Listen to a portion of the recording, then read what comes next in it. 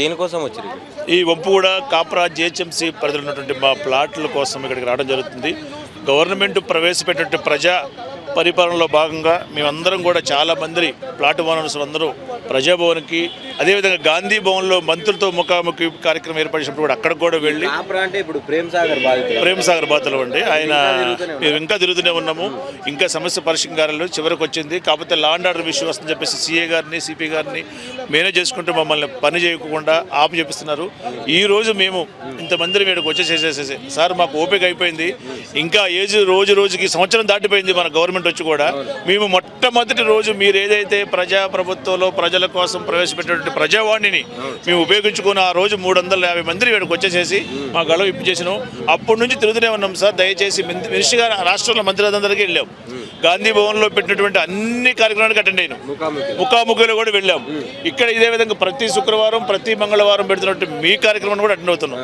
కానీ మీరు వీళ్ళకి చెప్తున్నారు. అసలు చెప్పాల్సిన వాళ్ళని సీరియస్గా తీసుకొని మా ఇంతమంది సమస్య పరిష్కారం చేస్తే గవర్నమెంట్కి ప్లస్ వద్దు మేము ఒడిన పడితే మీ అందరూ ఒడిన పడ్డట్టే సార్ అనే రోజు ఈ రోజు కూడా చెన్నారెడ్డి గారికి చెప్పడం పూర్తిగా దగ్గరుండి అన్ని విషయాలు కూలంక్షంగా వివరించడం జరిగింది.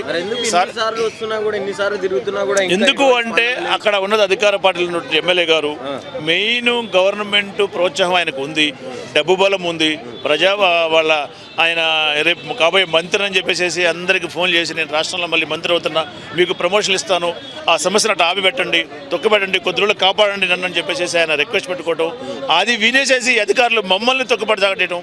ఆడికి పోతే ఏ పేపరు ఎటువంటి ఆధారం లేని వాళ్ళని అక్కడ సైట్లో పెడతాం, వాళ్ళు మమ్మల్ని బెదిరియటం. ఇప్పుడు మా దగ్గర అన్ని ఆధారాలు ఉన్నాయి సార్. మీ మీడియా వాళ్ళు వచ్చినా కానీ సైట్లో చూపిస్తాం. ఒకళ్ళ మనిషికి కావాల్సింది రాష్ట్రంలో ప్రవేశపెట్టినటువంటి సెక్యూరిటీ సంబంధించిన పేపర్స్ కానీ, మన రాష్ట్రం ఆధార చేసినటువంటి రిజిస్ట్రేషన్ కానీ, ఎల్ఆర్ఎస్ కానీ, గవర్నమెంట్ పర్మిషన్ ఇచ్చిన పేపర్లు కానీ అవన్నీ ఉంటే క్లియర్గా ఉన్నట్టే కదా. ఇవన్నీ మా దగ్గర ఉన్నాయి. ఇంజక్షన్ అర్థం సార్ మా దగ్గర ఉన్నాయి. ఒకసారి మీరు పరిశీలన చేయాలి కదా. ఒక ఐఏఎస్నో ఐపీఎస్నో వేసి ఎవరు క్లియర్గా ఉన్నారో వాళ్ళకి మీరు ఆ న్యాయం ఆ భూమిని అలాట్ చేయడం చెప్పాలి కదా. ఇన్నిసార్లు జరిగినప్పుడు వాళ్ళు కూడా ఆలోచన రావాలి కదా సార్. రాయాల్సింది ఎవరు? ప్రణాళిక వచ్చి వైస్ చైర్మన్ గారు కదా. అటు రాయకుండా సిపి గారు రాస్తున్నారు, పంపిస్తున్నారు. మంచి వాళ్ళే అందరూ. కానీ అటు వేసరికల్లా మాకు అన్యాయం జరుగుతుంది. మా సైట్లో మమ్మల్ని నిజాయితీగా ఉన్న వాళ్ళని పక్కన పెడుతున్నారు. మోసాలు కుట్రలు భూ కబ్జాలు చేసే వాళ్ళకి ప్రోత్సహిస్తున్నారు. దీని అందరి కారణం డబ్బు అనే ఒక ఆయుధంతో మమ్మల్ని చాలా భయభ్రాంతులకి ఇబ్బందులు గురి చేస్తున్నారు. మా సైట్లో ముసలోళ్ళు ఉన్నారు, ఆగైపోతున్నారు, ఎక్స్ సర్వీస్ మేలు ఉన్నారు, వాళ్ళు తిరగలేకపోతున్నారు. ఇవాళ మిమ్మల్ని అందరం కూడా ఈ రోజు కూడా ఇంకొకసారి చూద్దాము. నీతిగా నిజాయితీగా మనం గవర్నమెంట్ పెట్టిన వాటిని దుర్వినియోగం చేసుకుండా సద్వినియోగం చేసుకుందామని మా వాళ్ళందరూ ఆదేశాల మేరకు. లేదంటే ఈ పాటికల్లా 5,000, 6,000, 10,000 పెట్టేసి మేము కూడా దౌర్జన్యం, గుండాయిజం, రౌడీజం చేయలేక కాదు. గవర్నమెంట్ ఒక పాలసీ పెట్టింది, దాని మీద మీడియా వాళ్ళు ఇబ్బంది పెట్టకూడదంటే మనం మంచి కోసం ప్రోత్సహించాలనే అంశం మీద మేము అందరం ఉన్నాం. ఈ రోజుకైనా సరే గవర్నమెంట్ స్పందించి అక్కడ ఉన్నటువంటి అధికారులకి మేము ఇక్కడ మీడియా ద్వారా అయినా సరే తెలుసుకొని ఐపీఎస్ అయినా కానీ ఐఏఎస్ కానీ ల్యాండ్ ఎవరైనా ఉంటే వాళ్ళ ప్లాట్లలో వాళ్ళు ఇల్లు కట్టుకొని నేను చెప్తారని చెప్పేసి ఆశతో రావడం జరిగింది. దయచేసి మీడియాలో ఒకటే వినయం చేస్తారు.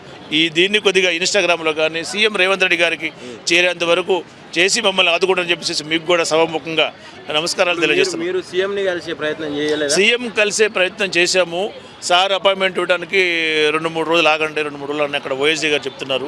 అప్పటి నుంచి కూడా అదే విధంగా చెప్తున్నారు. కానీ మాకు ఓపిక నశించిపోతుంది. ఇప్పుడు 1 సారి 2 సార్లు 3 సార్లు సార్.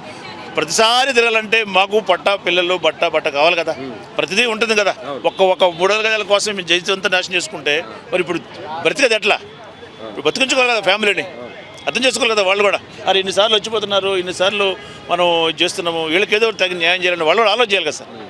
ఆలోచన చేయకుండా గవర్నమెంట్లో నుంచి గెలిచినటువంటి మంచిర్యాల కాన్స్టిట్యూషన్ ప్రేమసాగర్ గారు కొంచెం మద్దతు పలుకుతారని తెలుస్తుంది. అందరూ అలాంటివి మానుకోవాలి. ఆయనకు ఆ వేల కోట్ల ఆస్తి ఉంది. సపోర్ట్ చేయాల్సింది పేదవాళ్ళకి, డబ్బులు ఉన్న వాళ్ళకి కాదు.